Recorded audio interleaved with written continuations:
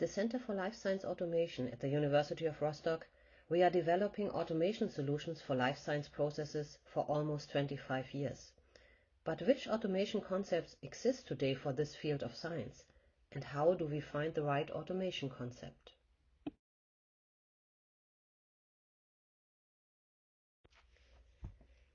Analytical processes can be extremely diverse and have different requirements depending on the area of application.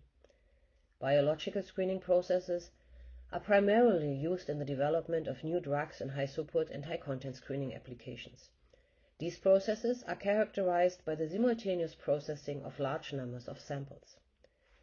At the same time, we are characterized by basic environmental conditions in terms of temperature, pressure, or the solvents and chemicals used. The matrices are significantly more complex, for example, in medical diagnostic. Here, human samples such as blood, urine, or tissue are examined for a wide variety of substances. This form of analysis usually has a smaller number of samples than high-throughput screening. However, the matrix load is quite high in these applications. Numerous compounds have to be separated from the analytes that are actually to be determined in complex sample preparation steps. The same applies to environmental monitoring, where samples such as soil, water, sludge, or waste are to be analyzed. Another area for analytical investigations is the large area of quality control. Due to increasing regulations in a wide variety of applications, the number of samples in this area is increasing. Quality controls are often carried out during production and must then also have correspondingly short analysis times. But also in the academic field, in research and development, extensive analytical investigations have to be carried out in various areas. Also, the number of samples is increasing and more analytical tests are required. We all know the classic everyday life in a laboratory. It is characterized by predominantly manual activities. To support laboratory work, numerous devices are now at least equipped with interfaces that enable a data transfer. For example, scales today are typically equipped with electronic interfaces as standard, so that the determined masses can be automatically transferred to higher level systems for further processing. In industry, on the other hand, the picture is entirely different. Many industrial sectors, from automotive engineering to the packaging industry to the food industry, are highly automated today. Processes run fully automatically, humans mainly only take over control functions. But how can we achieve this situation in the field of analytical measurement laboratories? Can industrial concepts simply be adapted? And is there a general automation concept that we can use to automate analytical measurement processes?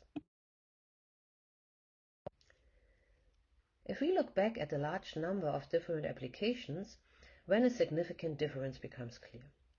The complexity of the processes increases significantly from biological screening methods to applications in research and development. This is mainly due to matrices that are becoming more complex and a larger number of sub-processes that have to be carried out. However, this also increases the demands on the automation systems. Bioscreening processes are mainly liquid handling processes, which also take place in highly parallel microtiter plate format. The other applications mentioned usually work with individual samples, which have to be opened and closed or specially monitored. The requirements for the desired flexibility of a system are also increasing. This depends on the number of samples to be processed, but also on changing work areas. This phenomenon is particularly evident in smaller laboratories and in research and development laboratories.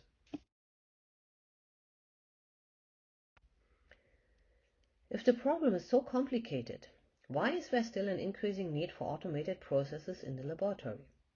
On the one hand, there is a need in many laboratories to increase throughput. More samples are to be processed per unit of time, which leads to an increase in efficiency. The existing laboratory capacities can also be better used with automated systems. Downtimes of expensive devices can be reduced or even avoided. The possible working hours in a laboratory can be extended without the need for significant additional personnel capacities. In addition, Laboratory staff can be relieved of repetitive work, but is also ergonomically problematic, such as permanent pipetting. But safety aspects also play an important role. Laboratory personnel should be protected from handling toxic or infectious materials. From a quality assurance perspective, another aspect to be mentioned is the standardization of measurement results. This also plays a significant role in science. Here, there is often a problem that experimental investigations by other scientists cannot be reproduced. The development of standardized automation systems would make a significant contribution to equalizing the research results in this area. The last aspect to be mentioned is the growing shortage of skilled workers, which is becoming increasingly essential in Germany, but also in other European countries.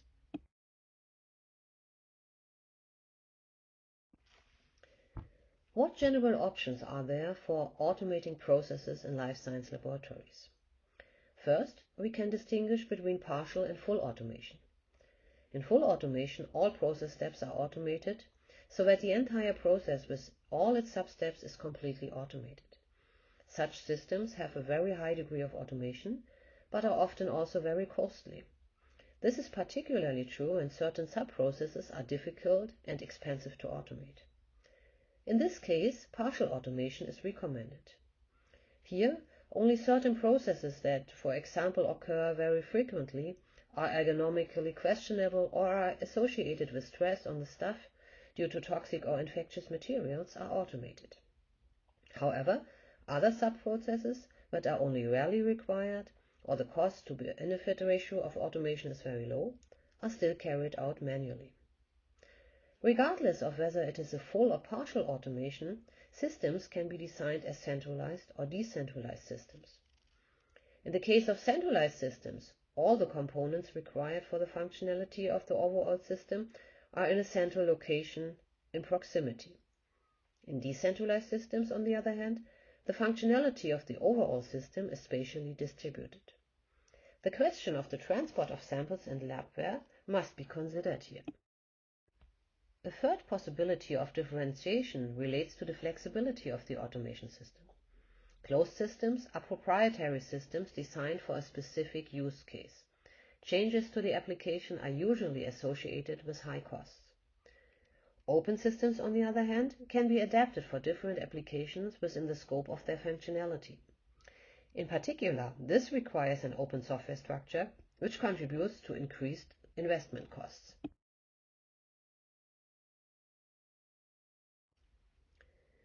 Centralized systems are often the standard today, regardless of whether it is partial or full automation. Different concepts are possible. For applications that mainly involve simple handling of liquids, such as the transfer of liquids, shaking, heating, solid phase extraction, and so on, the use of liquid handler systems is suitable. With these systems, which originally come from bioscreening, a highly parallel processing of samples is possible. However, the possibilities for manipulations are limited, as well as the volumes that can be handled. The integration of peripheral devices is possible to a limited extent, with the appropriate space capacities. The second approach are systems based on a central robot. All functionalities required for processing are arranged within reach of the robot, which transports samples and labware between the different systems. The speed-limiting step in such a constellation is the slowest of the integrated devices. Such systems can also be supplemented with functionalities that are not available in classic liquid handlers. In addition to transporting samples and labware, robots can also handle their manipulation. In this case, it may even be possible to use classic laboratory equipment, such as pipettes or syringes. In such systems, the robot becomes the speed-limiting step due to its task.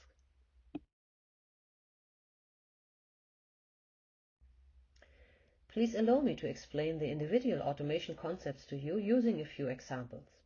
Let's start with the simplest concept, the liquid handler-based systems.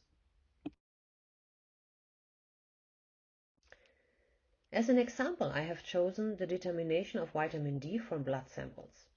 The overall process is quite simple and consists of just a few steps. Essentially, liquids have to be handled. The special feature compared to classic liquid handling applications in microtiter plates is that individual samples have to be processed in individual vessels. In addition to the patient samples, which enter the system in 2 ml Eppendorf tubes, 2 ml vials for the finally purified samples, solid phase extraction cartridges, reservoirs for solvents and standards, as well as microplates for washing and equilibration steps are also required in the automation system.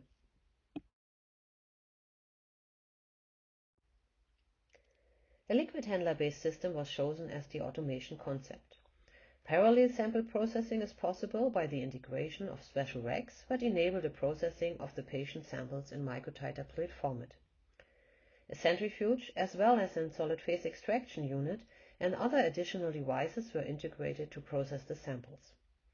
The preparation of the plasma or serum samples remains a manual step. Due to the use of organic solvents and other chemicals, the entire system is installed in a fuel mode. The implementation of the entire system is shown here.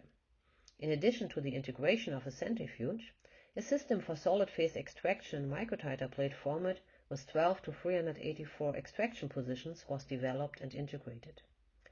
To reduce the space required for the solvents and reagents, a self-refilling quarter reservoir was also integrated, which enables a continuous supply of liquids.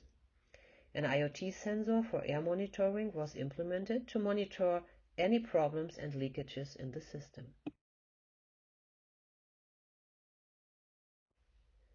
Not all processes can be reduced to a few liquid transfer steps.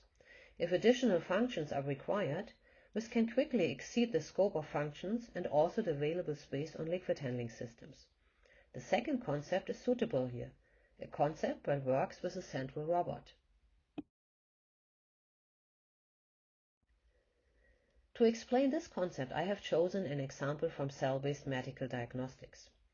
Human cell material often has to be processed in complex processes before the final analytical determination is possible. In this specific case, patient samples were provided in 50 ml tubes. The final samples should be prepared for measurement in 2 ml vessels. Solvents and reagents are required in varying amounts from a few microliters to a few milliliters. Furthermore, filtration of larger volumes is required in this process.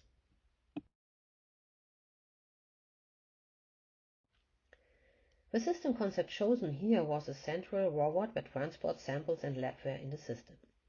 The intelligence, for example the execution of the individual steps, is carried out by integrated devices. In this case, we used a lightweight robot because it eliminates the need for additional safety features such as enclosures or light barriers. Here too, the entire system is installed in a walk-in fume hood, as numerous organic solvents and reagents are used.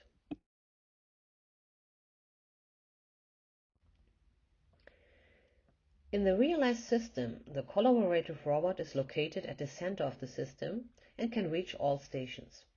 A liquid handler and a centrifuge were integrated as standard components. A special device was developed for the filtration process as well as for opening and closing the sample vessels. Automated cappers are now available here. A classic vortexer was automated to mix the samples.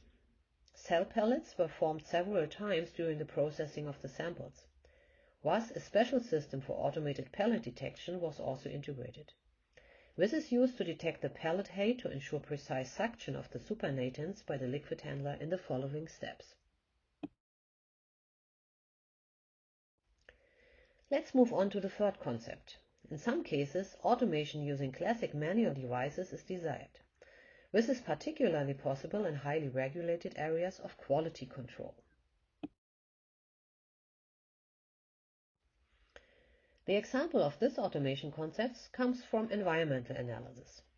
For the analytical determination of heavy metals in wood samples, numerous steps are required to convert the solid initial samples into liquid solutions.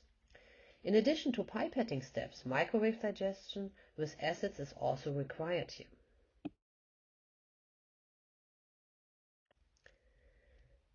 The center of the realized automation system is a dual-arm robot. This enables samples to be processed in an identical manner to human operators. This makes the use and integration of classic laboratory equipment possible. Additional automated devices or stations, as in the other concepts, are not required. The robot used in this application is an industrial robot, so there were additional safety features in the form of light curtains required. The next slide shows the resulting system. The central dual-arm robot used classic pipettes, syringes and filters. For this purpose, special grippers were developed that can handle multiple labware formats. The finished samples are fed directly to the analytical measuring system by the robot. All concepts shown so far have been centralized concepts. We have some advantages but also disadvantages. The space requirement is particularly disadvantageous. Another disadvantage is that the integrated devices are usually not flexibly available for other applications. To solve this problem, decentralized or distributed systems can be established in laboratories. Many laboratories today have different automated island solutions. For example, there can be a central storage station where samples and labware are made available. Other stations are aimed at liquid handling processes or sub-processes such as heating, shaking, weighing, and so on. Analytical measuring systems represent further partially automated stations that can be integrated into complex automation processes. In some cases, manual process steps also have to be integrated into complex processes. The connection of all these subcomponents takes place in decentralized systems. The existing automation solutions and islands can be used flexibly in any order and for any application. The transport of samples and labware between the stations is still predominantly done manually.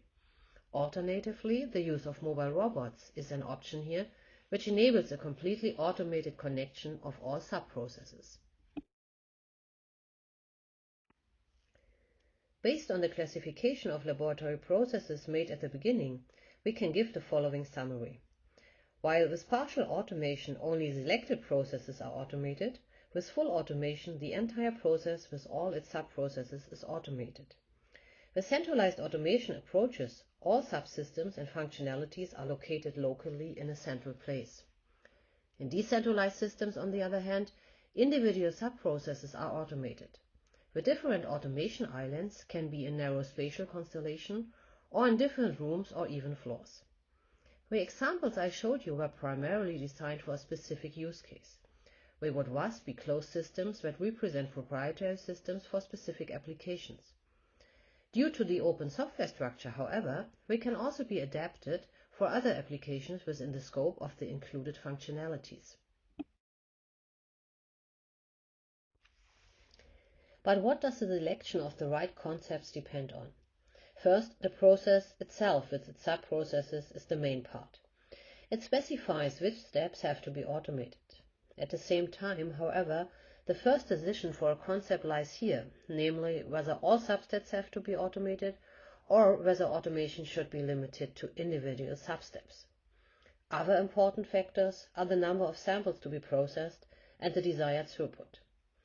The type of sample and the sample container also play a significant role.